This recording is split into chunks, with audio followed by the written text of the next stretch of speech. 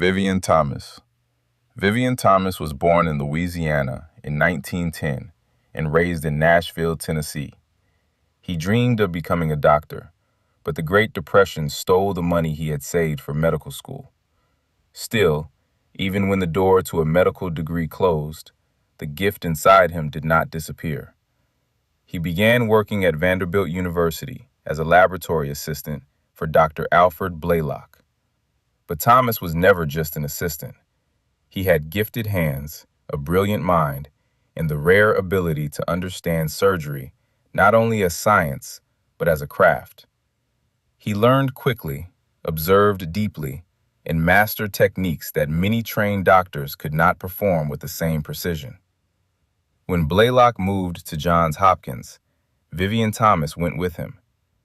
There, his skill helped change medical history.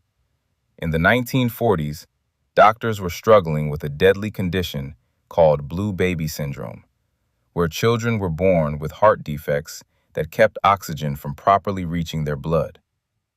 Many of these children turned blue from lack of oxygen, and many did not survive. Vivien Thomas developed and practiced the surgical technique that made the breakthrough possible. Working in the laboratory, he created the method, refined the procedure, and trained Dr. Blalock for the operation. In 1944, the first successful surgery was performed on a child named Eileen Saxon. It opened a new era of heart surgery. But because Vivien Thomas was a black man in a segregated America, his genius was hidden behind another man's title. He was paid as a janitor, even while doing the work of a surgical pioneer. He trained white doctors who would go on to become famous surgeons, yet he was denied the respect and recognition he deserved for years. Still, Vivien Thomas kept working. He kept teaching. He kept saving lives through the hands of others. His knowledge moved from his mind into operating rooms across the world. Every child saved by that breakthrough carried part of his legacy.